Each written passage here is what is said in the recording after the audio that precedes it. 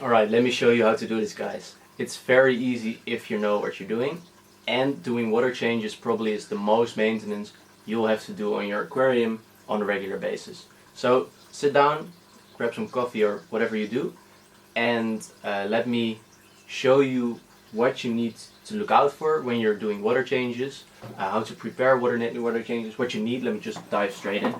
Most important thing is a bucket, definitely, and you're gonna need a siphon.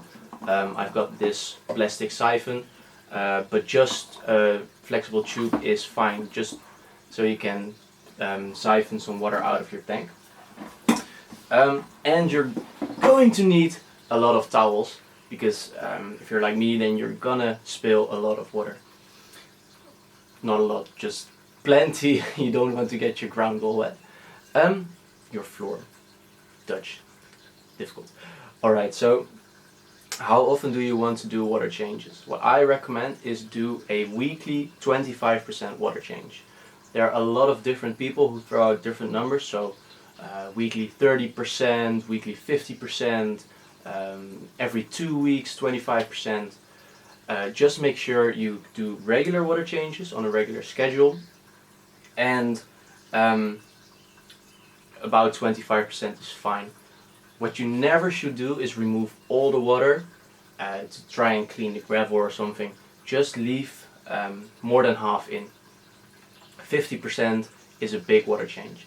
Now, there are a couple of factors that these numbers actually depend on. If you've got very dirty fish, maybe like goldfish in an aquarium, or maybe cichlids, then you want to do more regular or bigger water changes to remove more of the waste. If you've got a lot of plants like me, or a heavily planted aquarium, or maybe even an aquaponics system, then the plants are actually helping to reduce the dissolved nitrates and other particles in your aquarium, so you can do less water changes, because they actually have a beneficial effect on your aquarium. So I'm going to do some work here, and every once in a while I'll tell you what you need to look for. First thing you want to do is turn off all electronics. So I've got a filter and pump and the lights, and just remove it all. What you can do is, if you have a wave maker somewhere here, I've got one, but it's too high up in the aquarium, you can leave your wave maker on, because it keeps all the debris floating. It's just preference. I like to turn everything off first.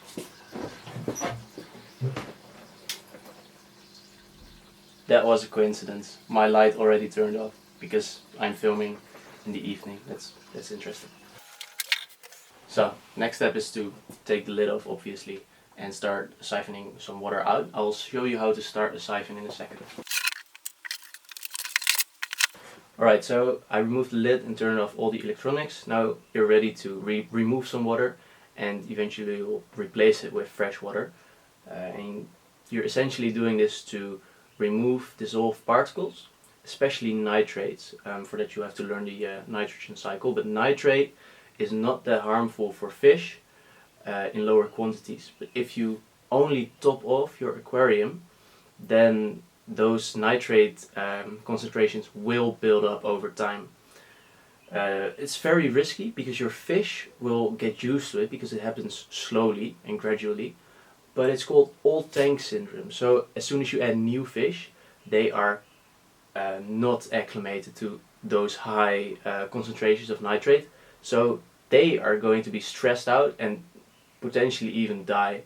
And it's a very weird thing when you've never experienced it, because all your fish in your aquarium look fine, they behave fine, but every time you add new fish, they might die. So that's called old tank syndrome, and by doing regular water changes, we are basically avoiding that, or preventing that. To start a siphon, you want a bucket over here, so I put that on a chair, and you're going to stick one end of the tube. Remember, this massive yellow tube doesn't have to be air. It's called a gravel vacuum. It's very convenient, but it is not necessary to siphon water out of your aquarium. So you're going to stick one end in your aquarium. You're going to suck up water in the other end by using your mouth, and then a siphon is going to start. So take some practice and you're probably going to taste your aquarium water at least once.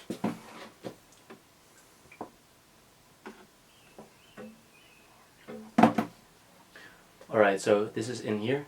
Then I'm going to suck and the water is coming out of here, and as soon as it passes this edge of the aquarium, then water is going to start to flow, because there's a tension difference between this surface level, which is very high, and the bucket.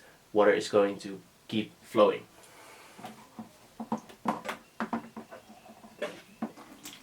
Alright, so I started a siphon now. Wait, let me show you. Oh, so the water is flowing. I can actually show you how a siphon works, because as soon as I raise this above the aquarium, the siphon actually stops. So it only works when there's a difference between the aquarium level. Oh, it actually started again. Oh, that's cool. Some science here for you while cleaning your aquarium. And now we wait. Alright, so while you're doing this, the process goes faster if you put your bucket lower. So right now I've got it on a chair, it's right here. If I put it on the ground, the speed will actually improve. So I'm gonna do that.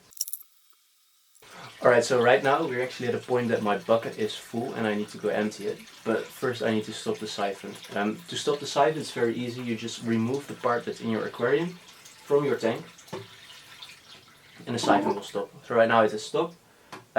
Keep in mind that, look, in this elbow right there, there's still a lot of water. And if I throw it on the floor right now, then all the water will spill.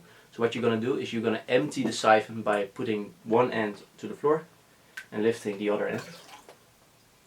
And this way your tube is completely empty. And right now I'm going to use the towels because I'm going to chuck this onto the towels to catch any drips. Just going to throw this in the toilet. Alright, so now we do the entire thing over again, this time faster. So get your tube, stick one end in the aquarium, suck on the other end, and now we've started the siphon again. I'm probably going to do one more bucket, and then it's about 20%, so for a weekly that's perfectly fine.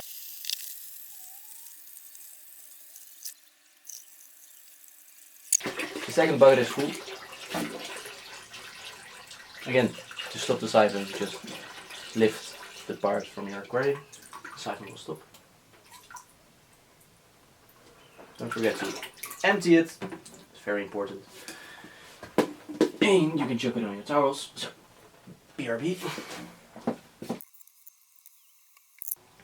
I filled the buckets again, but this time with fresh water. And let me tell you something about preparing fresh water. So,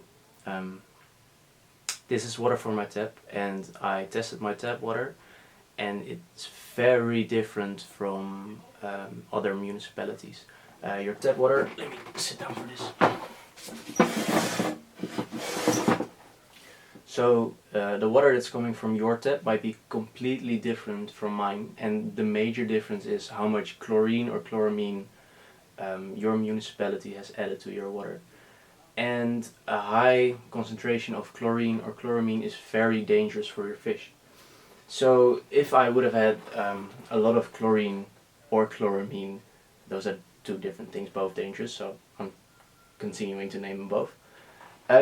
If this water would have contained more of it, then it would be dangerous for my fish. And in that case, I need to dechlorinate my water. It's very important if you add new water, make sure to prepare it the right way. So I'm sure I've got some, let me check. Yeah, so I've got some aquarium conditioner right here. I've got it from someone else who didn't use it, and I don't use it as well. But if your water is different, and I'm 100% sure it is different, then find out whether you need to dechlorinate and prepare your aquarium water in order for it to be safe for your aquarium fish. Alright, I'm gonna fill this back up. For that I'm gonna grab a bar stool with a beer crate, because you need something high and nothing else can support the bucket. And I'm gonna reverse cycle or reverse siphon the water in my aquarium. I'm just gonna fill it back up. Alright, so I completely filled it back up. During water changes you always have the chance to actually clean your aquarium, so you can give your glass a thorough cleaning, you can clean the gravel, you can trim your plants, you can check your the backside of your aquarium, make sure you check on your fish and look for any maybe deceased fish or maybe shrimp or snails, and try and remove those. You also have to check whether all the pumps are still working. So right now I've got to clean the intake of my external filter because it's completely clogged and water needs to keep flowing. And if you're all done with that, you're ready to pop the lid back on, turn on all the equipment, and your aquarium is good to go again. So if you're ready to learn more about freshwater fish keeping, make sure you subscribe to my channel. I've got a lot more videos planned, I've got a lot more videos recorded and coming up. If you've got any questions, anything at all, make sure you pop them below in the comment section of this video. Leave a like if you liked it and a dislike if you didn't, and I'll see you in the next video. Cheers.